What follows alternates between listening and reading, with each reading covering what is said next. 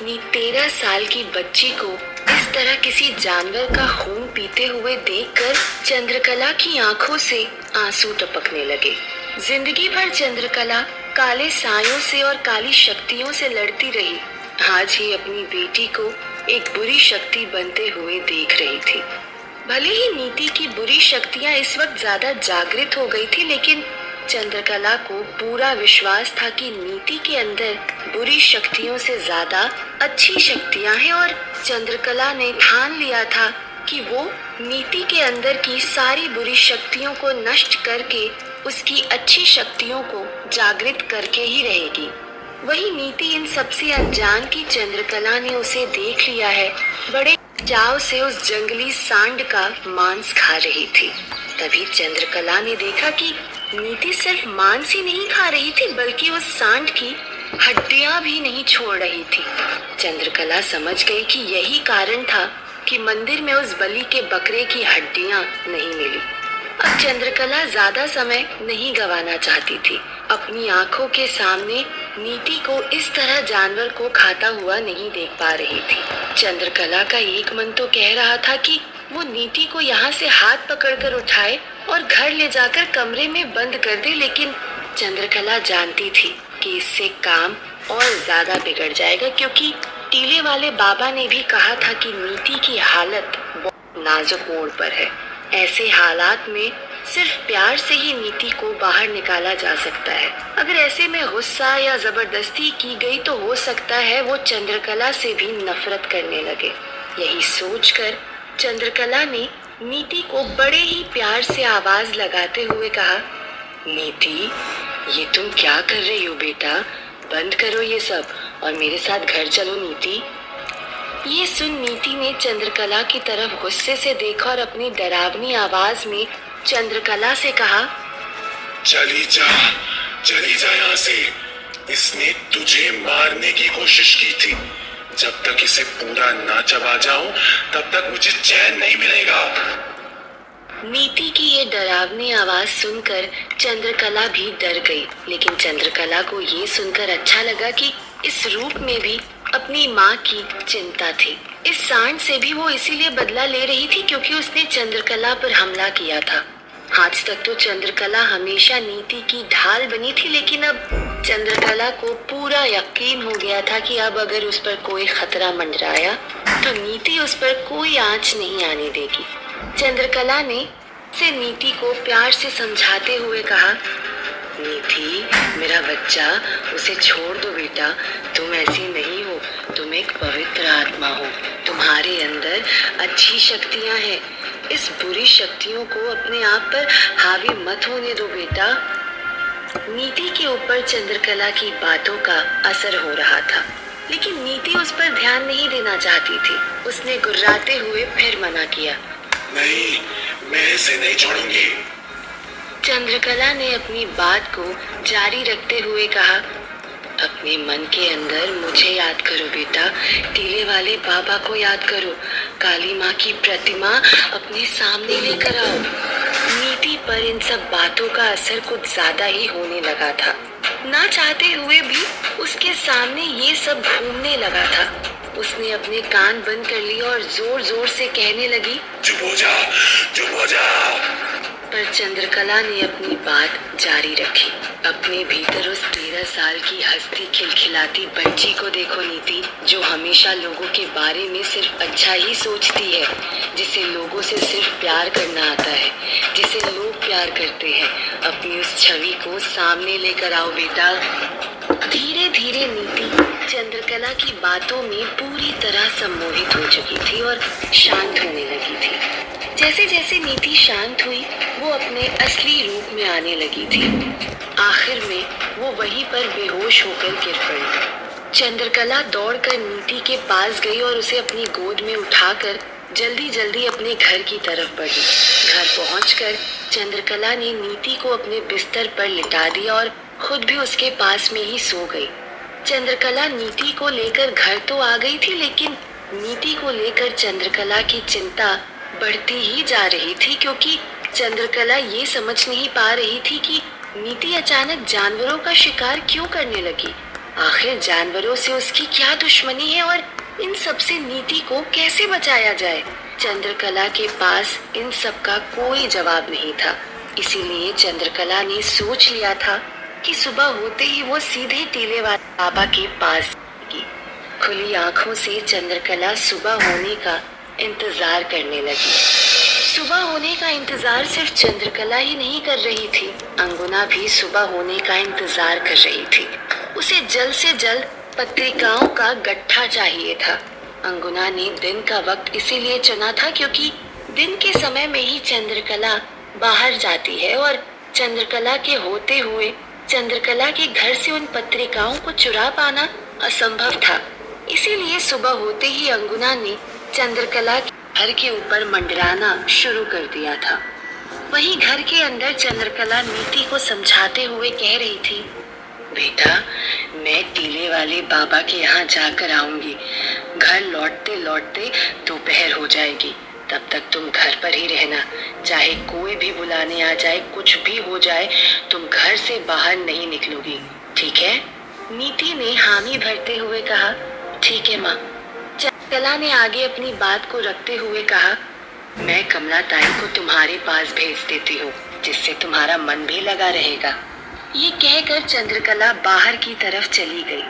अंगुना ने जब चंद्रकला को घर के बाहर जाते हुए देखा तो वो खुश हो गई, लेकिन तभी उसने देखा कि चंद्रकला बाहर तो जा रही थी लेकिन अपने घर का दरवाजा बंद करके जा रही थी, और तो और एक लाल कपड़ा बंधा हुआ ताला भी उसके ऊपर लगा दिया था।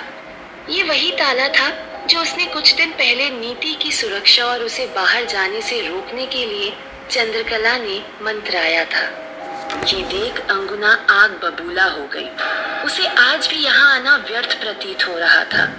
अंगुना ने देखा कि चंद्रकला कमला ताई के घर की तरफ जा रही थी। अंगुना भी चंद्रकला की नजरों से बचकर उसका पीछा करने लगी। कमला ताई उस वक्त पेड़ की छांव में अपने घर के बाहर ही बैठी हुई कुछ काम कर रही थी। चंद्रकला ने कमला ताई के पास जाकर कहा, कमला ताई, मैं जरा टीले वाले बाबा के यहाँ जाकर आ रही हूँ, इसीलिए आने में थोड़ा समय लग जाएगा। क्या आप तब तक नीति के पास चली जाएंगी? कमला ताई ने चंद्रकला की बात में हामी भरते हुए कहा, हाँ चंद्रकला, घर के कुछ छोटे मोटे काम खत्म करके चली जाऊंगी। चंद्रकला ने कमला ताई को चाबी देते हुए कहा, ताई, उस दिन जो समझाया था उस बात का विशेष तौर पर ख्याल रखिएगा। ये चाबी उसी ताले की है, कहीं पर भी जाओ तो इस ताले को लगाकर ही जाना। ये कहते हुए चंद्रकला वहां से चली गई और कमला ताई अपने घर के अंदर जाकर घर के कुछ दूसरे काम करने लगी। चंद्रकला को जाता हुआ देखकर खुशी के मारे अंगुना की आंखें चमक गई थी, क्योंकि कुछ देर में दरवाजा भी खुल जाएगा और घर के अंदर चंद्रकला भी नहीं होगी। लेकिन कमला ताई अपने काम निपटाने में कुछ ज्यादा ही समय लगा रही थी। अंगुना बाहर खड़ी इतना इंतजार नहीं कर पा रही थी। आखिर में अंगुना ने कमला ताई के शरीर में प्रवेश करके उसको चंद्रकला के घर ले जाने का सोचा। कमला ताई उस वक्त घर के अंदर झाड़ू लगा रही थी। अंगुना अंदर जाकर कमला ताई के शरीर में प्रवेश कर गई। कमला ताई को ऐसा झटका लगा कि उनके हाथ से झाड़ू नीचे गिर गया। सामने ही मेज पर चंद्रकला के घर की चाबी रखी हुई थी। कमला ताई के अंदर मौजूद अंगुना ने वो चाबी उठाई और चंद्रकला के घर की तरफ बढ़ने लगी।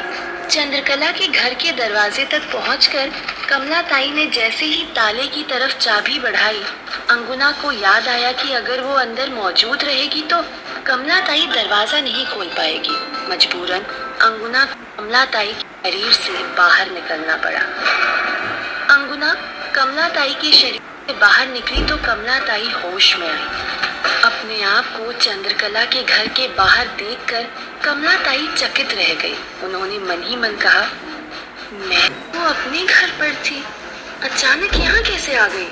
लेकिन इस पर ज्यादा नहीं सोचा और अपनी उम्र को दोष देकर आगे की तरफ बढ़ने लगी।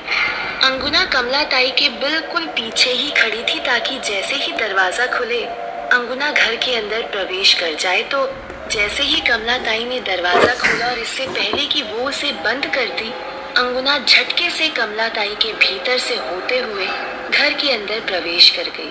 अंगुना के आर पार निकलने से कमला ताई को एक झटका सा महसूस हुआ और कमला ताई गिरते गिरते बची। कमला ताई ने इधर उधर देखा पर आस कोई नहीं दिखाई दिया। पर अब कमला ताई कुछ डर जरूर गई थी। उन्होंने जल्दी से खुद को संभालते हुए दरवाजा बंद किया और अंदर नीति के पास चली गई। वहीं अंगुना घर के अंदर तो प्रवेश कर गई थी। चंद्रकला की घर की बहुत पवित्र ऊर्जा थी जिसके अंदर ज्यादा देर तक रह पाना अंगुना के लिए संभव नहीं था। इसीलिए अंगुना को जल्द से जल्द उन पत्रिकाओं को ढूंढना था। इसीलिए अंगुना उन जन्म पत्रिकाओं को खोजने में लग गई। वहीं दूसरी तरफ चंद्रकला भी टीले वाले बाबा के यहाँ पहुँच चुकी थी। नीति के बारे में सब कुछ जानकर टीले वाले बाबा भी चिंतित हो गए थे। चंद्रकला ने अपनी चिंता जाहिर करते हुए बाबा से पूछा, बाबा आखिर क्या हो गया है नीति को? वो जानवरों के खून की प्यासी क्यों हो गई है? जवाब में टीले वाले बाबा ने कहा, मैंने तुम्हें पहले ही कहा था चंद्रकला कि नीति के मुंह कभी किसी का खून नहीं लगने देना। इस पर चंद्रकला ने कहा, नहीं बाबा, नीति के मुंह पर तो किसी का भी खून नहीं लगा।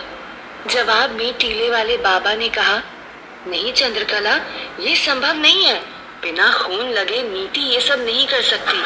तुम याद करने की कोशिश करो, कहीं ना कहीं तो नीति के मुंह खून जरूर लगा होगा। चंद्रकला भी अपने दिमाग पर जोर कर याद करने लगी और पीछे की कड़ियां जोड़ने लगी कि नीति ने सबसे पहले उस बलि के बकरे का शिकार किया था। जब उसे लेकर चंद्रकला सोचने लगी तो उसे साफ साफ नजर आने लगा। राघव ने जब जोर से उस बकरे पर प्रहार किया था तो सबके चेहरे पर खून के छींटे गए थे। उस वक्त चंद्रकला ने ध्यान नहीं दिया था, लेकिन एक खून की बूंद नीति के होठों पर भी जा गिरी थी। नीति उस वक्त आधी नींद में थी, जिसकी वजह से उस खून की बूंद को उसने जीभ से साफ कर लिया था और वो खून की बूंद नीति के पेट में जा चुकी थी। तब से ही नीति उस बकरे के खून की प्यासी हो गई थी। ये सब सोचते हुए चंद्रकला ने टीले वाले बाबा से कहा, हाँ बाबा, हो सकता है उस बकरे का खून नीति के चेहरे पर जा गिरा हो, लेकिन उसके बाद जो उसने शिकार किए उन जानवरों का क्या दोष था? इस पर टीले वाले बाबा ने कहा, कोई पुराना दोष रहा होगा चंद्रकला। उस वक्त तो नीति कुछ नहीं कर पाई होगी, पर वो बात नीति के जहन में रह गई होगी और अब जब नीति के अंदर शक्तियाँ आ गई है तो नीति ने अपना बदला पूरा कर लिया होगा। चंद्रकला याद करने की कोशिश करने लगी कि आखिर तुलसी की गाय के साथ क्या दुश्मनी रही होगी नीति की। तो चंद्रकला को याद आया, एक बार जब सुबह सुबह दूध लाने के लिए चंद्रकला अपने साथ नीति को ले गई थी तो नीति गाय के पास में खड़ी हुई थी और गाय ने अपनी पूंछ से नीति के चेहरे पर मार दी थी। लेकिन हर बार की तरह नीति को उस वक्त कोई चोट तो नहीं आई थी, लेकिन नीति को उस गाय पर गुस्सा बहुत ज्यादा आया था। शायद यही वजह थी कि नीति ने उस गाय का शिकार किया। उस सांड के बारे में चंद्रकला पहले से ही जानती थी, बस उन कुत्तों के बारे में नहीं जानती थी। पर असल में हुआ ये था कि जिस दिन नीति उस गाय का शिकार करके वापस लौट रही थी, उस दिन गांव के वो कुत्ते नीति पर बहुत ज्यादा भौंक रहे थे।